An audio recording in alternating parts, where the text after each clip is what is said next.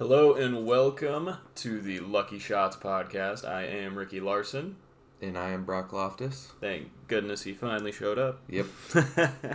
We both accidentally slept through both of our alarms. This was supposed to be a process that happened almost 2 hours ago.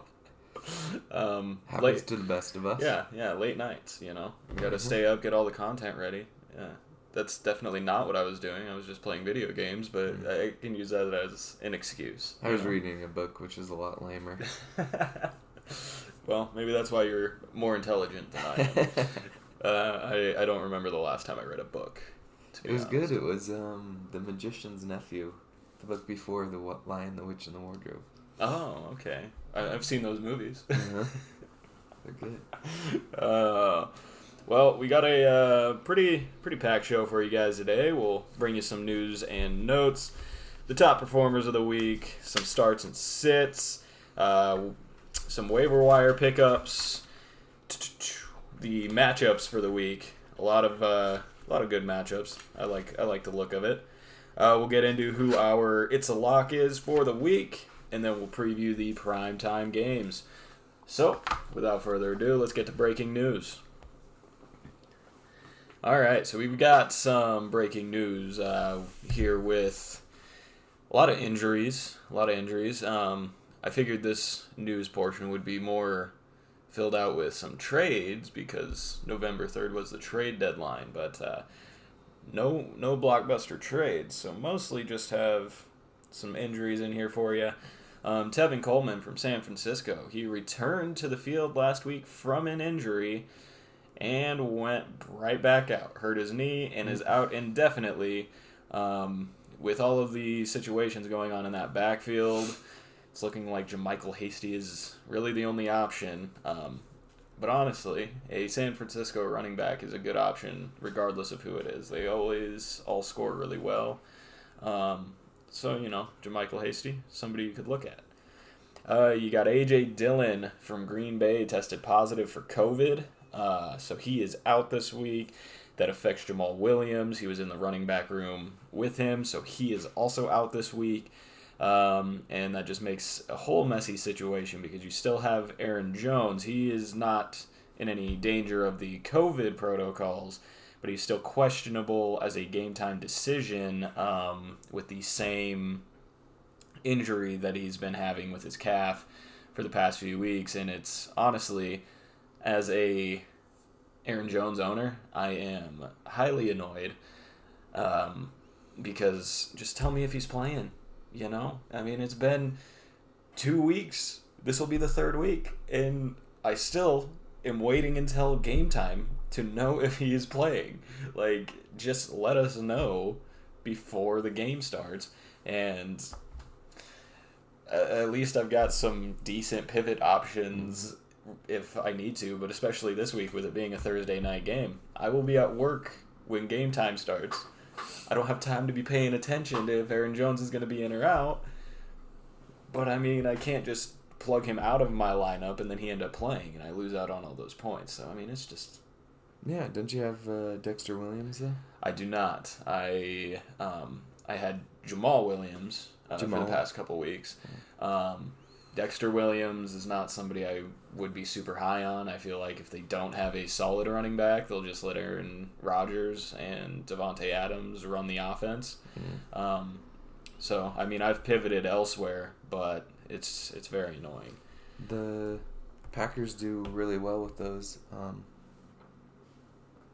play-action passes.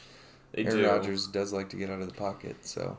Yeah, but it doesn't, in my eyes, I don't see the Packers, if they don't have Aaron Jones this week, doing a whole lot in the running game. Really? I feel like the only sort of option the running backs would have in that offense this week for Dexter Williams would be in the passing game. And I have not seen Dexter Williams play. I'm pretty sure he just got signed from the practice squad like last week. So, not a guy I'm going to put my trust in. Then you have George Kittle. He's out for 8 weeks with a broken bone in his foot. I picked up the new tight end they want to there, Jordan Reed. Jordan Reed. That is a good pickup. I have that right here in my notes. He may come off IR. It's looking pretty good, especially the timeline with how George Kittle is out now. Even if he's on the IR, he's a guy that gets hurt all the time. Yeah. So if you do pick him up in any league, just don't make him your only tight end you have. Right. You gotta have someone to back him up because every year he's just always hurt. Yeah. I don't know what that is. Nice high ceiling for him though. Week 1 he I believe had 20 some fantasy points when George Kittle was out, so very good option there. He does seem a bit injury prone. It's kind of sad to see when you have a player that's as good. Jordan Reed is good, and it's kind of sad just to see when they have injury problems, they can't get out there. Crazy. Yeah. You can go ahead on some of these next ones. Jimmy Garoppolo is out. Yes. It says it's an ankle injury. Yeah, same.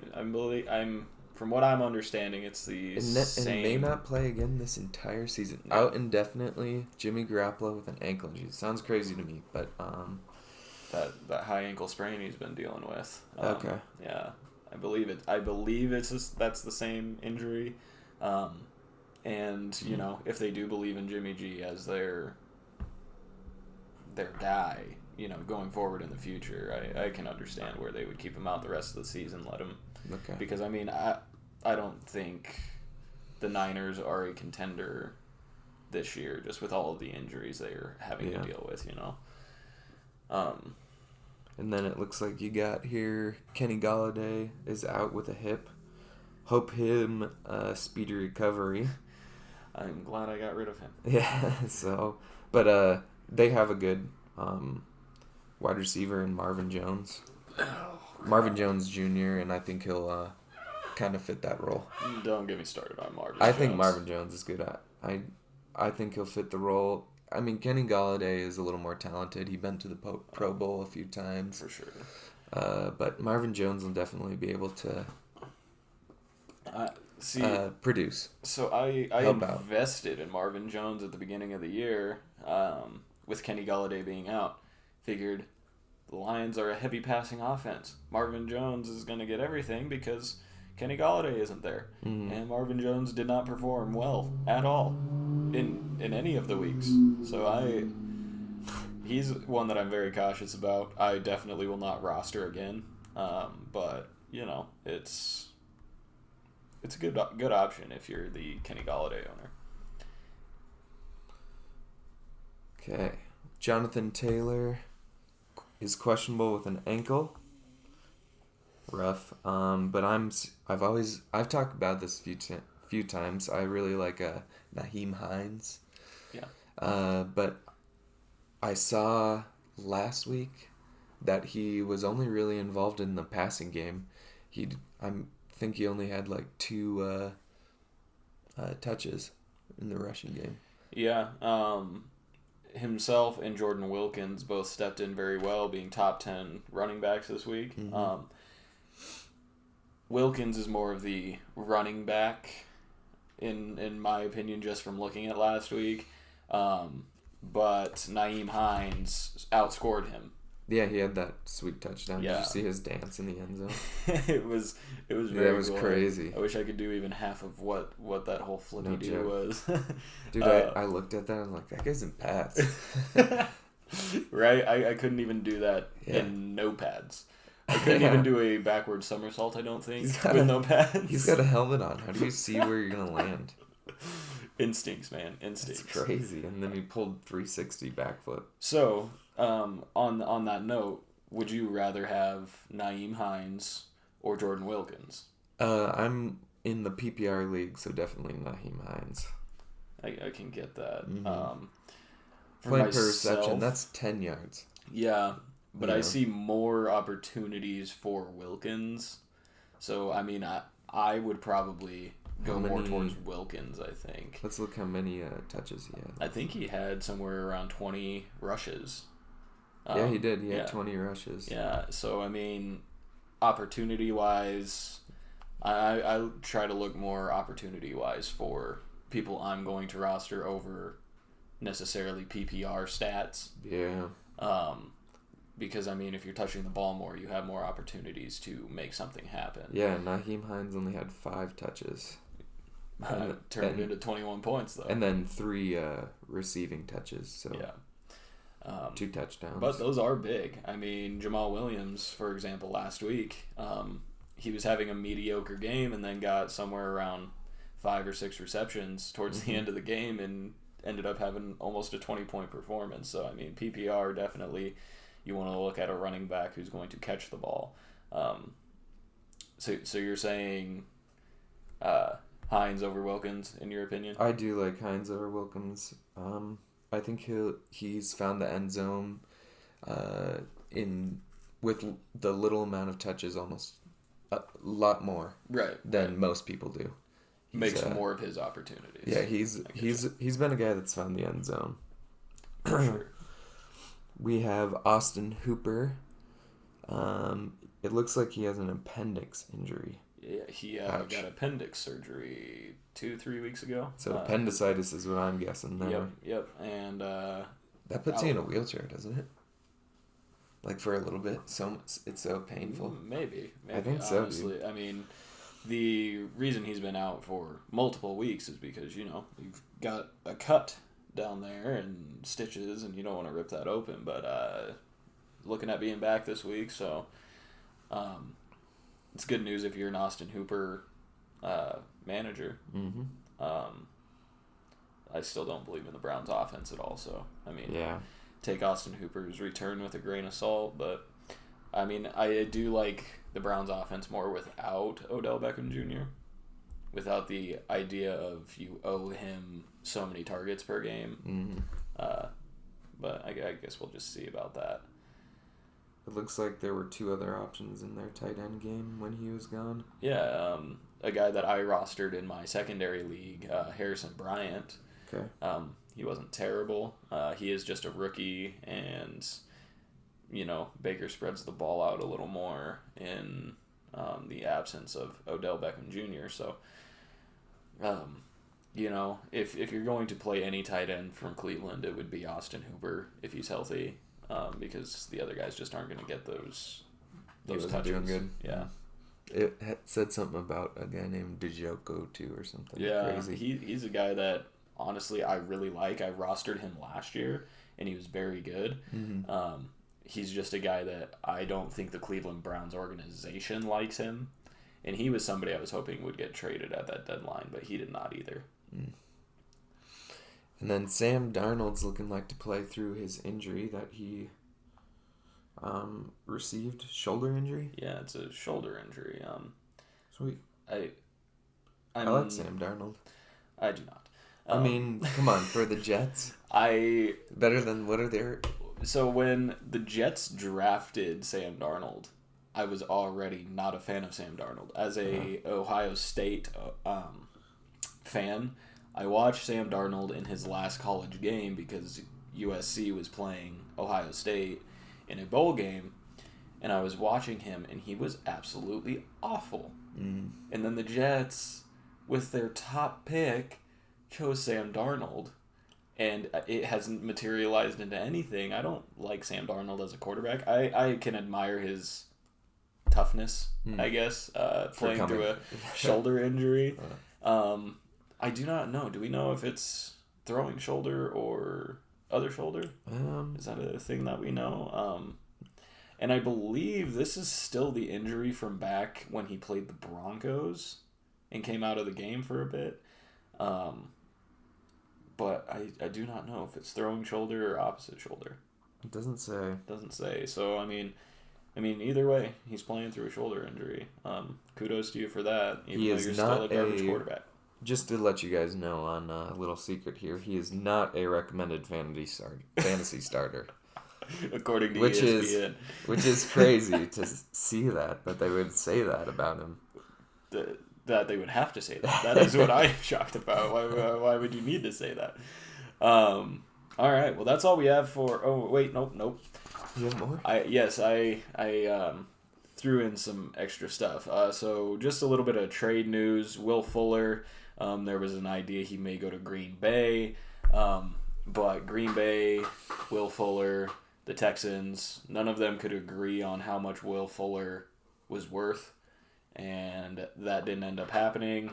The Green Bay Packers just hate Aaron Rodgers. They would rather him not have any weapons except for just Devontae Adams. I'm good with that. As Brock, you are happy that they did not sign Will Fuller. Keep giving Devontae Adams 15 catches a game. Yep. You got Myles Gaskin. He's out for at least 3 games with a knee injury. You got Matt Breida, Jordan Howard, DeAndre Washington, all in that backfield. Best option there, do you think? I mean, I'm Jordan Howard. Jordan Howard, I have not seen anything from him this year. Yeah. At least I've seen a little bit from Matt Breida. I mean, honestly, if Myles Gaskin is out, I'm not playing anything from the Dolphins' backfield. Jordan Howard is a good downhill runner. He's got goal line value, but yeah, he's good. He's good. I think he'll break some tackles. And then some big news actually. Andy Dalton and Ben DiNucci are on the COVID list and will not play this week. Wow. So the Cowboys lose their star quarterback. He's out the whole season. They bring in Andy Dalton. Andy Dalton gets a concussion. They put in Ben DiNucci. And now Andy Dalton and Ben DiNucci have COVID and won't play. So now they've got Garrett Gilbert. Oh, okay. I thought they were gonna bring in like a punter or something. I don't know if this guy was on the practice squad. I don't really know a whole lot of anything about Garrett Gilbert. But looking at their depth chart, that's their starter. Nice. So go Cowboys, I guess. And then Antonio Brown is playing this week. Heck yeah. Do you have any sort of confidence to put him in your lineup if you have him? Oof, no, I do not. I'm feeling the same way about that. I like Antonio Brown on the Steelers. Yes. But ever since then, no. So I really like the situation this week because the guy I am playing in our league is starting Antonio Brown in his flex. He must be pretty high on him then. I mean, he, as soon as he saw the Patriots sign, or not the Patriots, the Bucks signed Antonio Brown, he picked him up. He said, "Yes, I want him." Does anyone have him in our league? Yeah, that's the league I'm talking about. That's the league you're talking about. Okay. So, no way. I don't have confidence in him, but that's just my outlook on that. What if he overshadows Mike Evans the entire year? Well, I'm also not a believer in Mike Evans. Well, yeah, okay, but still, 2 games. People roster Mike Evans and put him on their lineup usually week in, week out. Yeah, I mean, it's because you have to. It's Yeah. because regardless of how he plays, he's still a 2-touchdown threat, even if it's only 2-yard touchdowns. I mean, he's still a huge receiver, you know. All right, so that is the end of breaking news. That's all we've got. Obviously, something I have learned watching other podcasts is take your Thursday night players out of the flex, because if you're going to play them anyway, you might as well put them in that starting spot, so then you have more flexibility in your flex position as the week goes on. So take your Thursday night players out of the flex. Let's move on to top performers. All right, at the quarterback position, we have Patrick Mahomes. Absolutely monster game. Came to expect it. It was against the Jets. Threw for over 400 yards, 5 touchdowns, for 36.64 fantasy points. Beautiful. Yeah, just the Patrick Mahomes game we've been waiting for all season. In our league, the 50-plus point game that you drafted him thinking you would get so many of those. And it hasn't been awful. No, it hasn't been awful, but it hasn't been those boom, like big plays. You'd rather have Russell Wilson. Oh, for sure. But funny story, all the way up until the last 30 seconds before kickoff, thought about benching Tyreek Hill. My reasoning was, the Chiefs are going to get up on the Jets super quick. They're going to not throw the ball as much. They're going to end up benching their starters. And thank goodness I didn't, as I will allude to when we get to the wide receivers. As Brock said, you would much rather have Russell Wilson this season. He was the number 2 quarterback on the week. Only 261 pass yards, 23 rush yards, but he did have 4 touchdowns. The guy is a touchdown machine. In his words, unlimited. He had 28.74 fantasy points against San Francisco, winning that game. He had Aaron Rodgers. Heck yeah.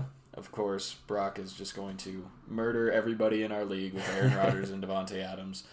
My fault. I am sorry, my league, but it happened. 291 pass yards, 9 rushing yards, 3 touchdowns, and a costly game-losing fumble right at the end.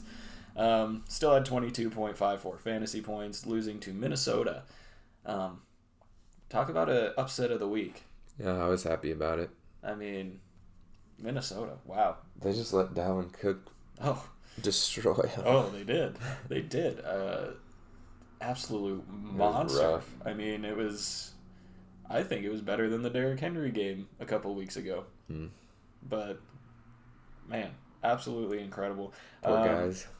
Rounding out the top 10, you had Matt Stafford scored 22.44 fantasy points. Phillip Rivers broke the top 5. Not something I thought I'd see this year. I saw him on like a waiver wire. People are like, "Go pick up Phillip Rivers." I mean, I'll get into that later. Justin Herbert for the Chargers had 21.22 fantasy points. Drew Brees broke the top 10.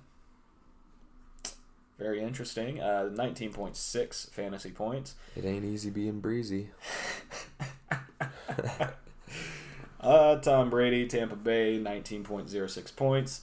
I definitely am eating my words on recusing Tom Brady for the rest of the year. Tom Brady's good, man. Absolutely scorched the earth after I said he was a terrible old man that couldn't know what 4th down was. So, you're welcome, Tom. How could you say that to a father? Joe Burrow. Children. Joe Burrow, Cincinnati, 18.86 points. And Cam Newton for New England, 18.36 points in that 10th position. Did Joe win the game? I think he won the game. Joe Burrow. Man. I'm pretty sure he won the game. That's a little note I should have, just who won what.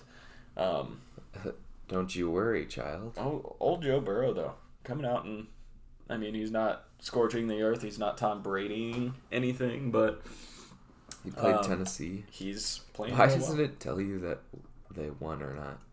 Or just it has points. Yeah. Well, Joe Burrow. Joe's playing well. He's putting his team in games, and that's all you won. can ask. Yeah, they won. Yeah, that's all you can ask. You know. Yes. All right, moving on to running backs. Oh, me. Well, yes. Thank you. Of course, Dalvin Cook, as we were saying. 163 rushing yards, 3 touchdowns, 2 receptions for 63 receiving yards and a touchdown. I mean, the dude was just... Imagine that. That's... Ugh. Well, and... That's crazy. 48.6 points. In our league, it was close to 60 points. Yeah. Because of his 40-plus yard touchdown reception. Mm-hmm. I was watching the game, and I was like... Because I am a Justin Jefferson owner in both of my leagues, and I'm like, throw Justin Jefferson the ball. And all they did the whole game was just say, Dalvin Cook, do you want to catch it or do you want to run it this time? That's all they did. Did you see the little thing? They're like, the Green Bay Packers let Dalvin cook. It's like, that's cheesy. Yes. the names of cooking and cook. Yeah, I'm like... love it. Alvin Kamara again. Always. Yep, always. He's generally always over that 100-yard total scrimmage yards from in each game. I think it's been like 4 in a row where he's surmounted the 100-yard mark. Comes with 25.3 points and a win versus Chicago. Great game. It was awesome. Went into overtime. Oh, man. But just look at Alvin Kamara's stat line right there. and go non-PPR scoring, he is not even a top 10 guy. Mm-hmm. No touchdown, no 100-yard game in either way. He basically had no 90. 9 extra points. Yeah, and that's like 90 extra yards. Yeah. So That's why. But he is the PPR stud. So yep. You know. Giovanni Bernard. Yes, showed sir. up. He showed up. Thank God. I have Joe Mixon too. Yeah, I know. I was surprised you didn't pick up Gio Bernard to fill in that spot. I didn't. I have Kareem Hunt playing. I would have picked up Gio Bernard over and really? Oh, for over sure. Kareem Hunt? Yes, with the way Joe Mixon has come into such a prominent role, and then they have to replace that. And Giovanni Bernard he's a good running back. He's somebody I've rostered previous years. And, I mean, like you see here, he absolutely did me a solid this week in my crippled running back room. Yeah, but think about this, okay? So both Kareem Hunt and Gio Bernard have the same bye week. So I picked up a different running back to fill in that role. Well, yes, but... Oh, because you also have Joe Mixon. So, right, because I also have Joe Mixon. And then I guess you can say that Giovanni Bernard will be better than Joe Mixon and Kareem Hunt for the rest of the season, but I needed someone to fill in the hole. So I got... Well, Joe Mixon, how much longer is he out? Because, I mean, when Joe Mixon comes back, Gio Bernard goes back to being irrelevant. But, I mean, rest of season definitely would be a Kareem Hunt guy. Yeah. For sure. I mean, even when Nick Chubb comes That's back, what I'm thinking. they both still were he was almost backs. better when Nick Chubb was in. Yeah. I mean, because both of them were fresh. Mm-hmm. Nobody was having to take a giant workload. Because they would just be like, okay, I'm a little tired. You go in and kill them, and then I'll come back in and kill them. You know? So, I mean... They're both talented, too. Yeah. DJ Dallas from Seattle racks in 22.8 points. As we talked about, Naheem Hines from Indianapolis racks in 21.2 points. These are all PPR points, I believe. Yes. Jordan Wilkins, another running back from... Jordan Wilkins and running back? Yep. Running back? Okay, good. Yep, the two we were talking about earlier. Yeah, okay. Racks in 20.3 points. Zach Moss from Buffalo, 20.1 points. Also, where the hell did Zach Moss come from? I don't know. Is he Randy Moss's brother or something? I have no idea. But about time, because Devin Singletary has been an absolute abomination for fantasy purposes this year. And people have been high on Zach Moss, saying, well, it's got to happen sometime. You know, Singletary's not great. Moss has a good upside. And finally, Zach Moss. And the owner of Zach Moss in our league had him on the bench this week. Oof. Very upset about it. Yeah, no joke. That would suck. So, yeah. I mean, huge. Oh, Jamal Williams, Green Bay. God. 18.2 points. Derrick Henry. Wait, Derrick Henry, huh? What's he doing so low?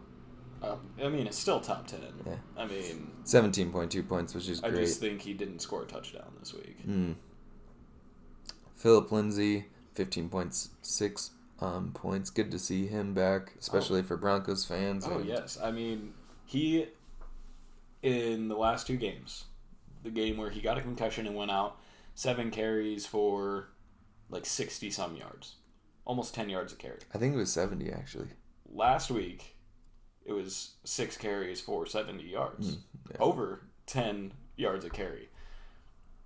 If you can keep Philip Lindsay healthy, the guy is an absolute superstar. You don't average 10 yards a carry without being a super good running back. The problem is he just can't handle that high workload. And his hair. Because he's not durable. That's another problem. His hair is luscious. It's amazing. Do you think he has to wear a bigger sized helmet to fit the hair? Yeah, definitely. And he gets tackled easier. Do you think he can take some padding out on the inside because he's got so much hair to pad his head? The guy's a stud, though. Wide receivers, DK Metcalf. The guy, just, wow. Very impressed. I mean... He almost won the game for the person I was playing. Yes. Did you see understandably that? so.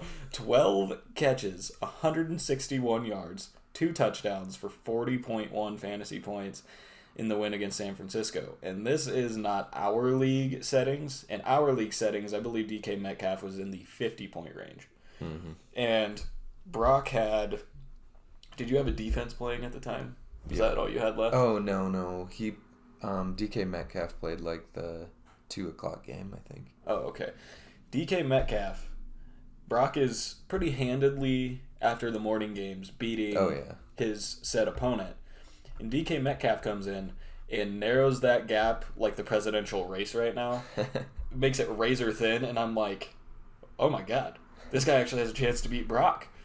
So then I was with my family at this time, and we are all cheering for everybody else playing on that guy's team to beat Brock. No. And then Brock still pulled it out because Tampa Bay defense. Brock has cheat codes. Yep. One of his cheat codes is Devontae Adams, who was the number 2 wide receiver this week. Interesting to see as the number 2 wide receiver, only 7 catches, only 53 yards, but 3 touchdowns. Also irritated me. They're on like the 1-yard line, and Jamal Williams is in the backfield, and I'm like, okay, just hand him the ball, let him get a touchdown, and instead they just run a little flat route to Devontae Adams for a touchdown because Devontae Adams is the offense. Didn't the Green Bay only score 3 touchdowns? Yeah. Yeah, I'm pretty sure. And for Brock, having that beautiful stack, he got 6 touchdowns out of their only 3 touchdowns. So, absolutely infuriating. Robert Woods. Bobby Woods. The old up and down guy. Number 3 this week had 7 catches, 85 yards, a touchdown through the air, and 9 rushing yards with another touchdown on the ground for 28.4 fantasy points. In the loss to Miami, we're talking about upsets of the week and Green Bay losing to Minnesota. How about the Rams getting absolutely stomped by the Dolphins? And no thanks to the Dolphins' offense. Yeah, and then the Bears couldn't even beat the Rams. It's insane. Ugh. Tua came in and, I mean, yeah, he threw a touchdown, but he did not have any sort of great statistical game. Why are people asking us to pick up Tua? Like when you go online, they're like, "Oh, pick up Tua." Well, because he's the Dolphin starter now. He's starting now? They said to hell with Ryan Fitzpatrick, which doesn't make sense to me, but yeah, Tua's the guy forever and always now. They are not looking back. Cool. And the Dolphins, surprisingly, said Tua was the plan the whole time. Once we hit the bye week, it was Tua. No ifs, ands, or buts. We could have been undefeated. It was Tua. Instead of Ryan Fitzpatrick. And they are like, we didn't expect to have a good record, and we don't expect to make the playoffs. We just want Tua in there to get all the experience he can with no expectations of having to do anything great. That way we can build on his experience for years to come, which makes sense, I guess. But as a football team, when you are in the race, how do you not care if you make the playoffs? Yeah. You're right there. So, little irritating to me, but Corey Davis, he's been out for quite a few weeks, and I like the fact that he is sitting up here in the top 10, especially the top 5, because Brock has A.J. Brown, and the more Corey Davis plays well, could cut into A.J. Brown anyway. It did cut into A.J. Brown. 26.8 points. Still got a touchdown, though. Tyreek Hill. I said I almost benched him. Glad I didn't. 25.8 fantasy points. Huge game. Brandon Ayuk for San Francisco. 23.1 fantasy points. My brother did not have a viable option for his flex this past week. So I told him, hey, pick up Brandon Ayuk. I like the idea of the guy with all the injury situations. Mm-hmm. And through like the first half of the game, he was yelling at me because McCole Hardman was out there just tearing it up. And he's like, I should have played McCole Hardman instead of Brandon Ayuk. And then Brandon Ayuk, towards the end of the game, turns it on and outscores McCole Hardman. So I was like, 1 point. I told you. Speaking of McCole Hardman, 22.6 fantasy points in that 7th spot. Then you had Cooper Kupp in the 8th spot with 22 fantasy points. Keenan Allen, another top 10 game with 21.7 fantasy points. And Curtis Samuel, I don't know if I am a believer in Curtis Samuel, but he's getting way more involved. 10th on the week, 21.4 fantasy points. Well. Robbie Anderson's a top 5 wide receiver most of the time. And if he's stealing his receptions, well, I mean, I don't know if I absolutely am scared of any of that because they have a lot of receivers in Carolina, a lot of places to give the ball to. It just depends on matchups to me. Yeah. From the tight end position, no surprise here. Number 1, Travis Kelce, with somehow 109 yards, 8 receptions, and a touchdown. 109 yards for a tight end.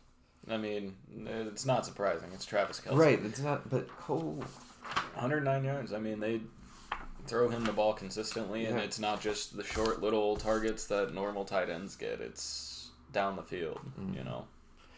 And that Jared Cook, I saw him on the waiver wires. I just picked him up this week. I was like, what is he doing on the waiver wires? And I tried picking him up, and I didn't get it. You're right, because I got it. Thank goodness. Yeah. 5 receptions for 51 receiving yards and a touchdown in the win versus Chicago. And it looked like not only was Jared Cook looked at in the end zone, he was also looked at in third downs. Yeah. Critical spots. Yep. Eric Ebron with 4 receptions, 48 receiving yards, and a touchdown. See, look at that. 51 receiving yards, 48 receiving yards. That's awesome. Yeah. For a tight end. And then Travis Kelce with 109. This next guy, I just want to quickly put something on. Taysom Hill is listed in fantasy as a tight end. And that is why he is in the top tight ends. I don't think he hardly ever plays tight end, but that is what he is listed as in fantasy. So that is why he is in the top. He had a passing catch touchdown, I think. Yep. In that game, so maybe that's why they did it. I'm not sure. Rob Gronkowski, 14.1 points. TJ Hawkinson, 13.5 points. The guy you were looking at last week for your fantasy draft. And I talked you out of it somehow. It's all right. I'm hating the tight end position right now. Oh, for sure. Unless you have Travis Kelce, you have no sort of idea what to do. I just am mad about it. I don't know what to do. I picked up 3 tight ends. Poor Brock. I scored 200 points a week. I don't know what to do. I picked up 3 tight ends, and I'm trying to figure out some way. So who are these 3 tight ends that you picked up? Jordan Reed, Jimmy Graham, and Jonnu Smith are my 3 tight ends. Ranking them, in my opinion, Jonnu Smith is last on that list for me. And I would honestly put Jimmy Graham. I would go Jimmy Graham, Jordan Reed, Jonnu Smith. Jimmy Graham he's targeted in the red zone. Yeah, but did you see his drops last game? He dropped that 2 with the old man. He must have just forgot to put on his spectacles. Yeah, he dropped 2 passes, so I took him out. He didn't have the one eye black under his eye this week. Helps his eyesight. I don't know. I just saw 2 passes that were right here, right just behind him, not perfect passes, and he just drops them. Well, when you get old, you have less range of motion when you're turning. It's not that old. He's a grandpa. Robert Tonyan gets 12.9 points. Evan Ingram coming back, do you think? No. No? 12 points from him. Noah Fant, 11.7 points. And Hayden Hurst, 10.4 points. Fun little fact with Hayden Hurst. Every single time I am writing down stats for the tight end position for him, I always want to put Hunter Hurst. And I always see when I do it because he's normally a top 10 guy because the tight end position isn't super competitive. Mm-hmm. I'm like, Hunter Hurst. I'm an idiot. It's Hayden Hurst, and I do this at least 3 times a week. And I don't know why I want to call him Hunter, but that's your name, sir. Probably because you're an idiot. Idiot. Oh, man. That reminds me of Tyler, the Creator. Does his little like substitute teacher thing. Idiots. They're all idiots. If I can get that sounder, I guarantee I will play it right there. But we'll have to see. That is it for your top players of the week. Your boom boom players of the week. The ones scorching the earth. Normally it's about the same people, but we'll keep bringing it to you because you have guys like Naeem Hines and Jordan Wilkins who the hell are they? All right. Yeah. This year's been kind of hard, I think. Oh my goodness. You're telling me, man. I I have had to tough. fight tooth and nail to be 4-4 in both of my leagues. You just get to walk around and be Mr. Big Swinging you know what with your 200 point a week fantasy team that I gotta gave love you. it, right? Oh my god.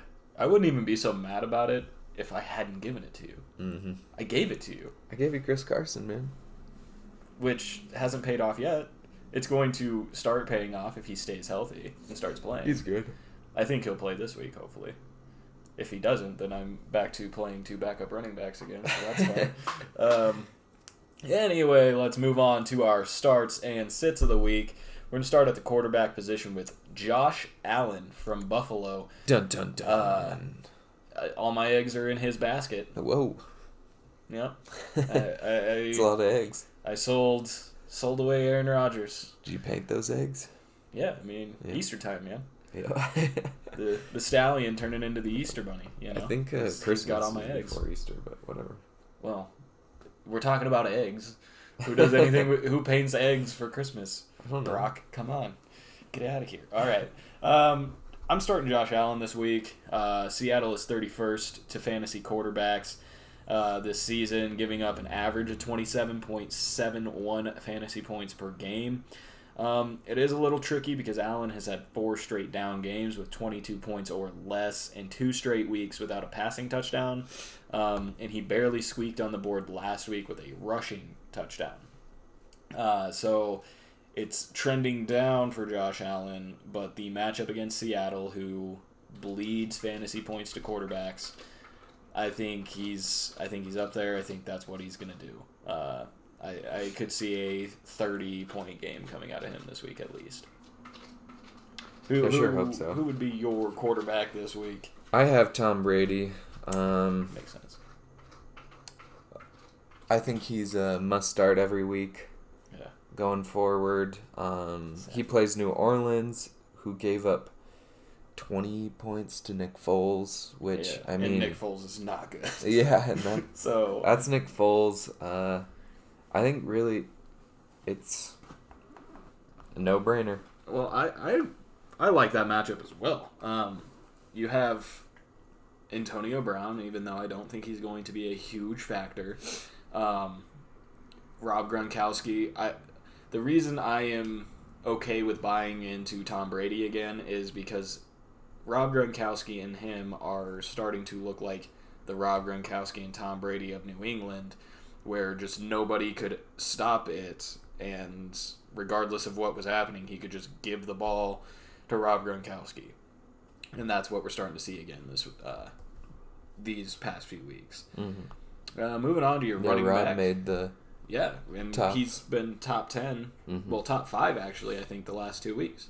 So, and guess what? In our league, one person has both the top 2 tight ends now because George Kittle is out.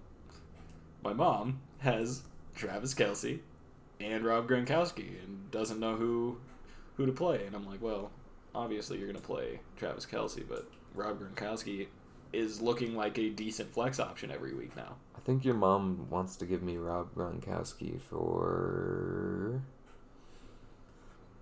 Jimmy Graham. Ooh. All right. Is that something... Personally, I would not do that. Really? I would totally if I do was that. her, Well, I would not course, try to make that trade. I definitely see more fantasy value in Rob Gronkowski than I do. She's got Travis Jimmy Graham. Kelce, though. She can't be. Well, I don't. What does she So I need? don't understand. I know she's going to be listening to this and probably call me an ass or something. Okay. But why would you try to trade a tight end for a tight end if this is the case? Yeah, no, there wouldn't especially be a when point. you have Travis Kelce. I was just kidding, saying that she should basically just give me Oh, Rob Gronkowski for okay. free. Here, Brock was telling me. Oh, Yep. okay, I am sorry, Mom. I misread the situation. But Call me after. if I were to, You don't need to make any Trade. trades, Brock. my tight end sucks. Go man. ahead and just sabotage yourself a little, please. I- Trade away things. I honestly will give her Jamison Crowder for. Yuck. Yuck. Jamison Crowder's good, dude. Mom, I'm telling you right now, do not accept any trade for a Jets player. At all. Even if Tom Brady went to the Jets, don't Right, accept that so- trade offer. So you only listen to your son, huh? when the Shows your what's the word? loyalties? Yeah. Well, obviously I am Or your son. Independence. Well, yes. This but- is your choice, Mama Bear Larson. Alright, so I have for running back James Robinson, and that is completely and utterly matchup based, but also you can say James Robinson has been a great running back. Yeah, I would think start James Robinson every One single week. one of the top running backs for quite a while now. He literally has not had one game below 10 points. He's got a great matchup against Houston. He's a must start this week for sure. Well, and I especially like... Or start of the week Yeah, I am for running backs. honestly a bigger fan now that the Jaguars are starting some other quarterback with Garner Minshew's thumb issue. I'll get into that later with our matchups, but that's the situation there. My running back start of the week, obviously, is Dalvin Cook. Playing Detroit. Detroit's 31st of fantasy running backs, and Dalvin Cook is an absolute animal. Detroit gives up an average of 25.86 fantasy points to running backs, and Dalvin Cook is coming off that 4-touchdown, 200-plus scrimmage yard game that equaled 48.6 fantasy points. So Dalvin Cook, without a doubt, is the start of the week for running back. Going on to wide receiver, my start of the week is Stephon Diggs, stacking him on top of Josh Allen versus Seattle. Seattle is dead last to fantasy wide receivers, giving up an average of 35.14 fantasy points per game to wide receivers. And Stephon Diggs only really has to split that 35 points with John Brown. And I believe he will take the higher end of that 35 points. So, Wait, what happened to all the other wide receivers? what other wide receivers does Buffalo have? Why did I drop John Brown then? Well, John Brown's been hurt the He past hasn't. few weeks. Maybe that's Maybe. was your understand. Man. And the cat makes an appearance again. That would. Everybody say hello to Missy. So it's just Stephon Diggs and John Brown? I mean, those are the main two guys. Obviously, they're going to have other guys on the field, but those are the I two swear there was someone relevance. else in here.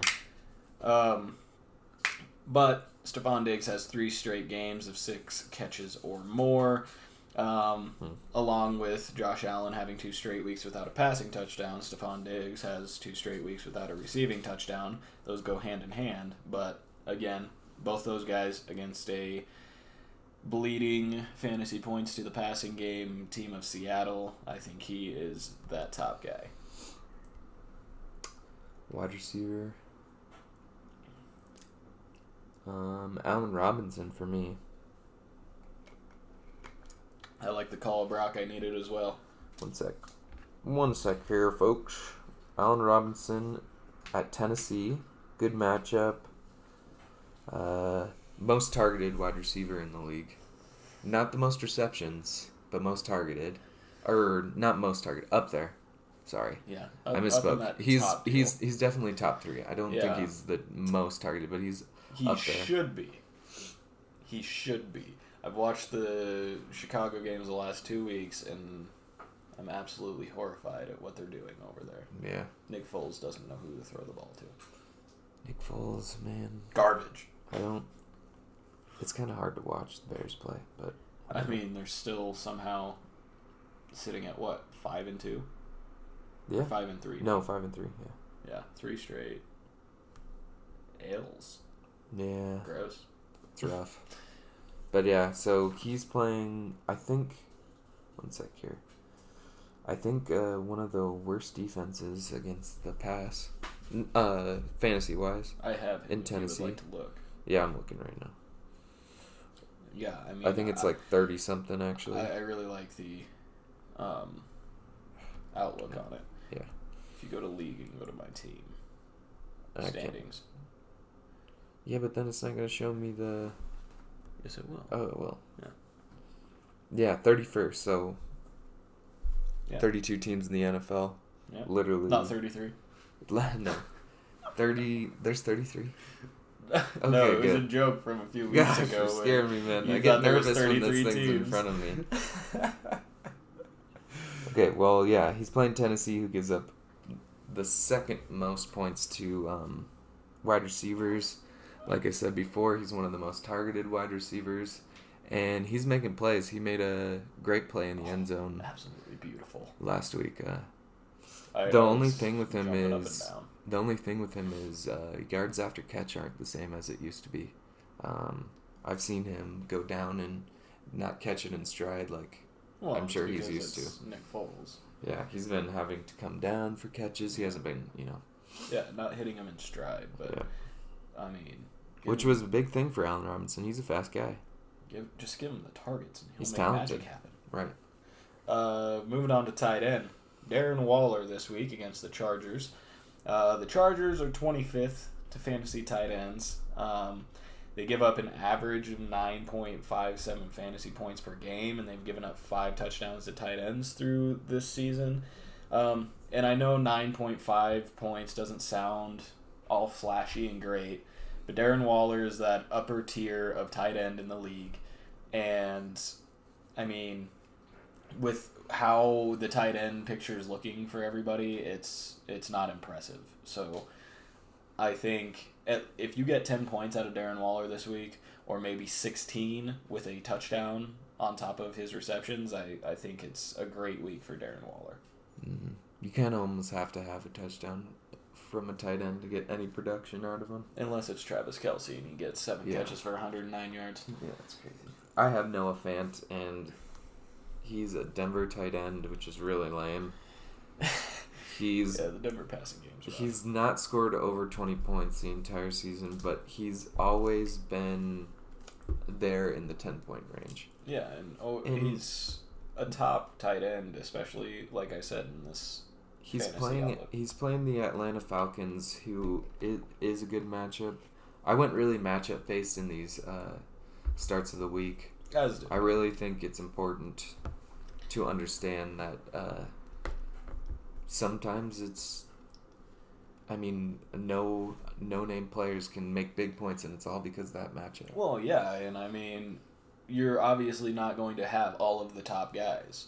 Mm-hmm. So if you've got room to pivot away from people that, say, are playing one of the top defenses and they're not a superstar, it would be better in your interest to play somebody who has a better matchup that maybe you don't have on your roster or you have sitting on your bench, because there's a better possibility of points. Mm-hmm.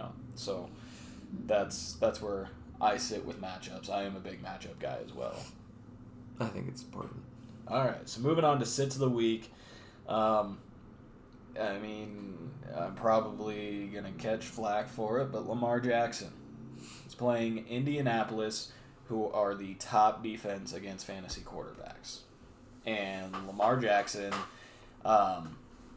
he's only thrown for over 200 yards in 3 of the 7 games this year. He's a running back, though, remember? Right. In those 3 games, his passing totals were 275, 204, and 208. So passing the ball is going to be tough for him.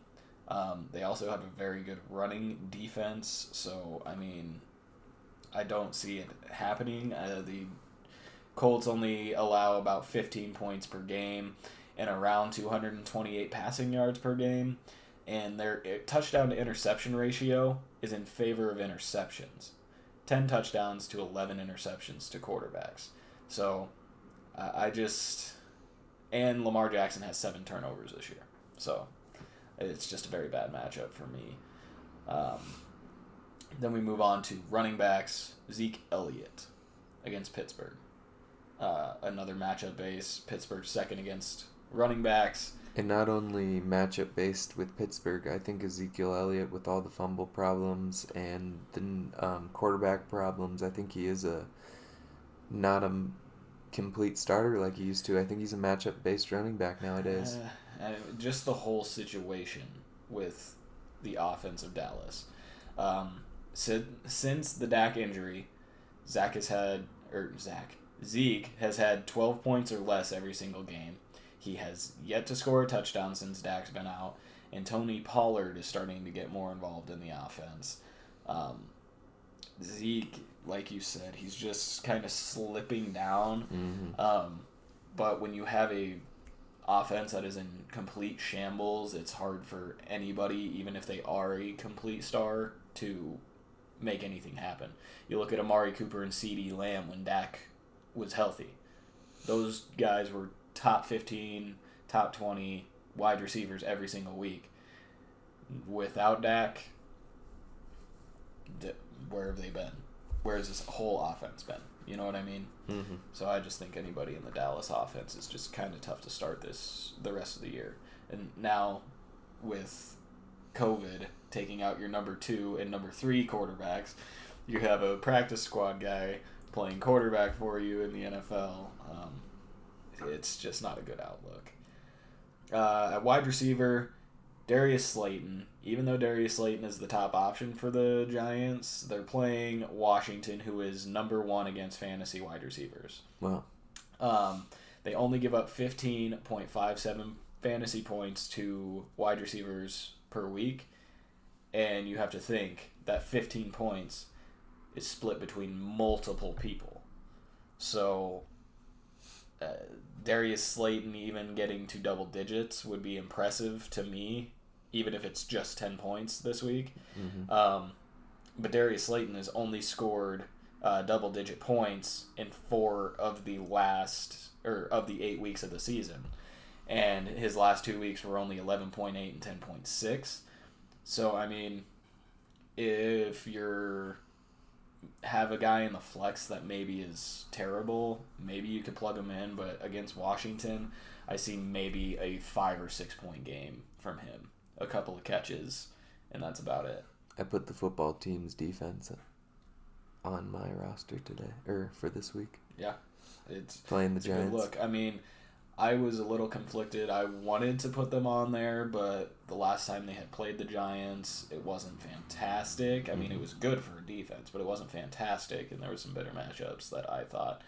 But yeah, the Washington defense is, I think, very good, to be honest. Yeah, they're, let me show you. Yeah, they're the 9th ranked defense in our league. Yeah, so I mean, and the Buccaneers, my defense, are playing the New Orleans Saints, so I was like, it.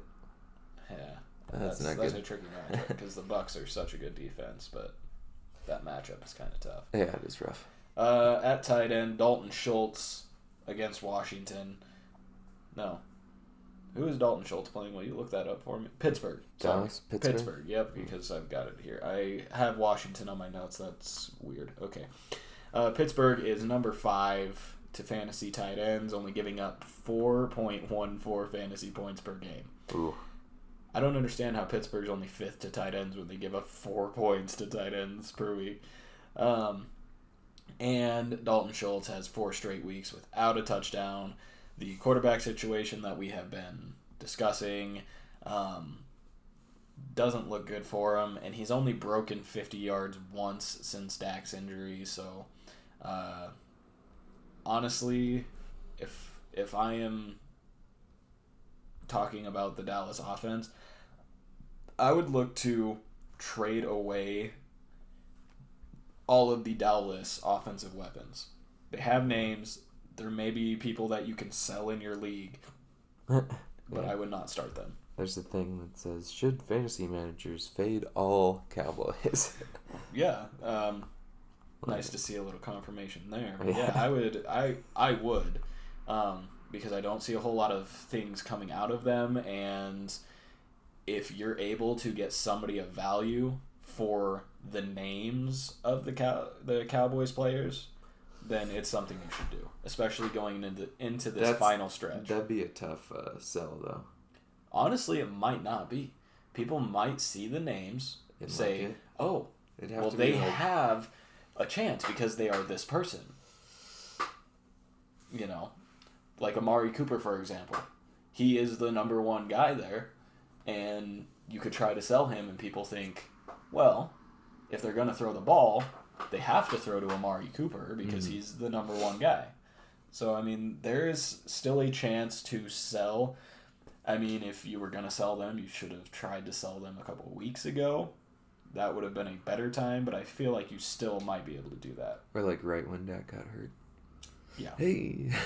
Well, I mean, there was hope with Andy Dalton. Yeah.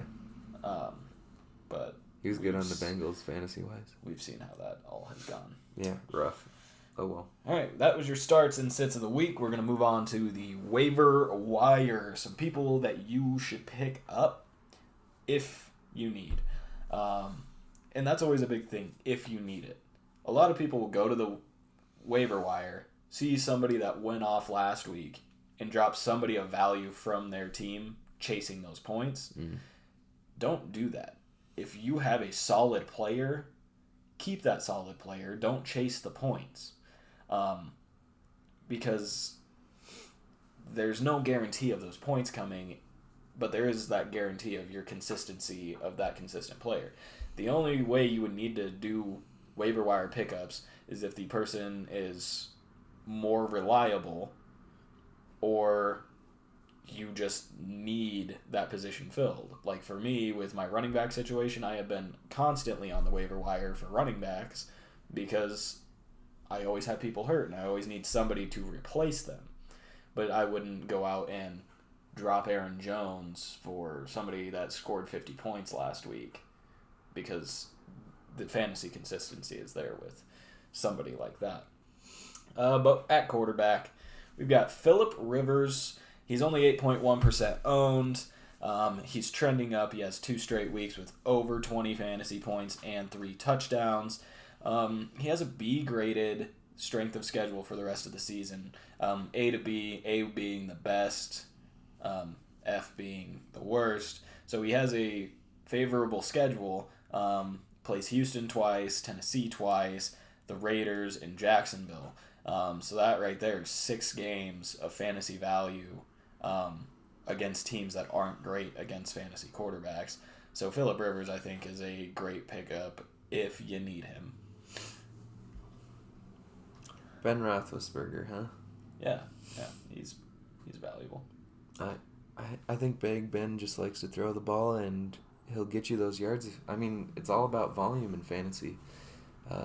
If you're stepping back to pass all the time, you're gonna get those points that you need, and that's what Big Ben does. He's been consistent, 15 or more points every week but one. He's got good matchups coming with the Dallas Cowboys, Cincinnati, and Jacksonville. Like Ricky said, if you need a quarterback or your quarterback is, say... Even on a bye. On a bye, or someone that you aren't comfortable with playing against, say, what's the top? A Pittsburgh defense or a Tampa Bay defense. I mean, you can throw in Big Ben. Especially with those matchups. Yeah. I don't think there's any reason to put in a quarterback that you aren't completely sure can just tear up the defense every week in, week out. Yeah. At the running back position, I have Jordan Wilkins. We kind of had this conversation earlier.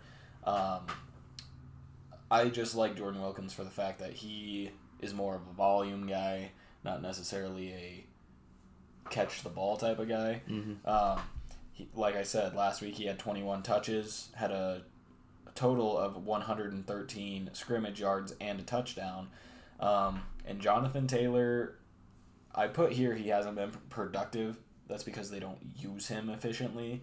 And he's got an ankle issue that could hold him out. So, I mean, that's something to look at. And the Colts have an A grade for the rest of the season. Cool. Strength of schedule-wise. Mm-hmm. So, good matchups coming for the Colts. And, you know, like you said, Nyheim Hines is also a value in that position for the Colts. Not when you look and see that he got 21 touches. Yeah, I mean, but like you said earlier, he finds the end zone. Yeah, Hines makes more of his opportunities. Yep. He's finding the end zone. He's done it. But when you lead the backfield in touches, you tend to kind of be the more volume player. So that's why I think Jordan Wilkins, and he's only 0.5% owned. So I'm not saying pivot away from Jonathan Taylor, but I'm kind of saying pivot away from Jonathan Taylor. So we got Zach Moss, Randy Moss's brother. Total facts. Facts. We only put facts on this show. He's running the ball, which is weird. Right? I thought he was a receiver. Yeah, me too. I don't understand that. Fun fact, though, there actually is a Randy Moss relative in the NFL. Really? Thaddeus Moss. He's a tight end. He's on IR. Just got drafted. He's a rookie, but... Well, he's definitely not as good as Randy Moss. Neither is Zach Moss, because he can't even take the starting spot away from Devin Singletary, who has completely been a bust. I see him on Jersey Dubat's team, and he's just 9 points, 10 points every week in a league where you kind of need 15 to 20 point weeks out of everybody, especially your running backs. Yeah. That's a place I see a lot of people lose matchups, is their running back spots. Yep. I think we're seeing that Zach Moss is getting some more touches. Yeah. He's only out-touched by 1 reception last week. So, I mean... So they're seeing the potential of Zach Moss. It looks like Buffalo is the team. Yeah. Scored 20.1 points versus New England. Received the most touches of the season. Of his season, yeah. Of his season. Has a degraded SOS strength of schedule. SOS for the rest of the season, which is bad. Yeah. But I mean, if he's going to be... And he's going to be matchup based if you pick him. Yeah. I mean... These are waiver wire pickups, though, guys. So these are just if you need them because of situations you have at that position. Yeah. If you're fine at running back, you have guys which is kind of hard to say. But, right. I mean, if you have guys that are maybe they don't score a lot, but they get a touchdown every week, or if you have Devin Singletary. If you have Devin Singletary, I would trade him out for Zach Moss. Yeah. In my opinion, I would pick him do up that. and switch him off. Yeah, because I think Zach Moss has more fantasy value than Devin Singletary. It'd be like having a crutch for Devin Singletary, you know? Yeah. Just a little safety net. But like I said, I would use Devin Singletary as the handcuff to Zach Moss. I would start Zach Moss, and if Moss goes down, then you have Devin Singletary. But, I mean... Like we are saying, it's just based on what you need. But let's move on to wide receivers. Corey Davis. He is, and to let you know, I put what I tell you guys into practice.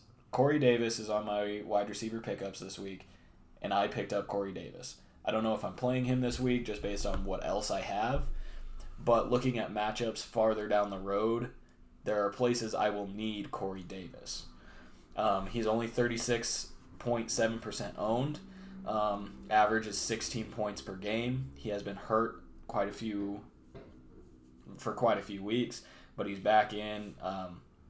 And actually, he wasn't necessarily hurt. He had COVID, was on the COVID list for a couple of weeks, but has 5.5 receptions a game, 15 plus points in 3 of his 5 games played. Tennessee has a C graded strength of schedule the rest of the season. But put together, Corey Davis in the last 2 games has 14 receptions since returning from COVID. That's what he was out for this past time. So Corey Davis, honestly, in that offense is a great pickup. I mean, I still think he's behind A.J. Brown in the pecking order, but he's a guy that's going to get close to the same amount of targets that A.J. Brown is going to get. And it looks like we have Darnell Mooney. Kind of a stretch here, especially with the wide receiver position, how it is in PPR. And Allen Robinson taking most of the targets. But he is generally thrown to in the deep game because he's so quick. It's tough for him because he's not big. Right. But he's a burner, and you'll see Nick Foles throw to him on those deep routes, which consistently. Yeah, it was like 2 or 3 times. Yeah. And